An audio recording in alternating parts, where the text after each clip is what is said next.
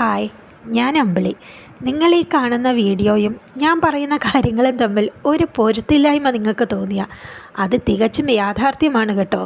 പിന്നെ എന്തിന് ഈ വീഡിയോ എന്ന് ചോദിച്ചാൽ എല്ലാവരും കാണിക്കുന്ന പോലെ ഒരു മിനി വ്ളോഗാണ് ഉദ്ദേശിച്ചത്.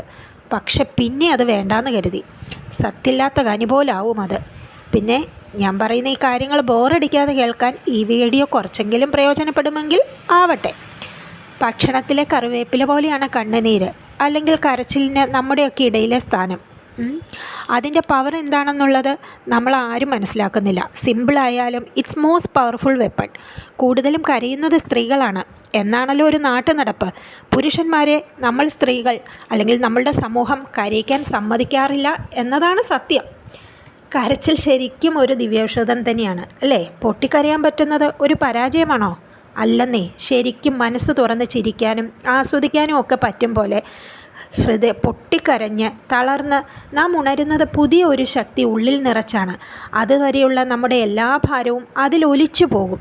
പിന്നെയോ തെളിവാർന്ന കുളിർമയോടെ ഒഴുകാൻ, നമ്മളെ തന്നെ ശുദ്ധീകരിക്കാൻ, ശക്തീകരിക്കാൻ കണ്ണുനീർ നിറഞ്ഞ കരച്ചിലിനോളം മറ്റൊരൗഷധത്തിനുമാകില്ല. ഇതാണ് സ്ത്രീകൾ മാനസികമായി തകരാതെ ഏത് പ്രതിസന്ധിയെയും നേരിടാൻ പ്രാപ്തിയാക്കുന്നത്. കണ്ണുനീരിനേക്കാൾ ഒരു വലിയ ഔഷധമോ വേറൊന്നുമില്ല. കണ്ണുനീരിലൂടെ ഒലിച്ചു പോകുന്നത് നമ്മുടെ ജീവിതമല്ല, മറിച്ച് ഏത് പ്രതിസന്ധിയെയും ചെറുത്തു തോൽപ്പിക്കാനുള്ള ശക്തിയാണ്. ഇത് തന്നെയാണ് നമ്മൾ സ്ത്രീകൾ എത്ര കരഞ്ഞാലും അടിപതറി വീഴാതെ എവിടെയും ജീവിക്കുന്നത്. സങ്കടം തോൽക്കാനല്ല, കുതിച്ചു പറക്കാനുള്ള നമ്മളുടെ വരദാനമാണ്. ജീവൻ നൽകുന്ന നമ്മളിലെ ശക്തി സ്വയം തിരിച്ചറിഞ്ഞ് നമ്മളുടെ ആൺ സമൂഹത്തിനും കൂടെ ഈ ഒരു ആയുധം, ഈ ഒരു ശക്തി പകർന്നു നൽകി ഇനിയുള്ള സ്ത്രീ സമൂഹമെങ്കിലും തയ്യാറാകണം. അവരും വീർപ്പുമുട്ടാതെ ജീവിക്കട്ടെ ഈ സമൂഹത്തിൽ, അല്ലേ?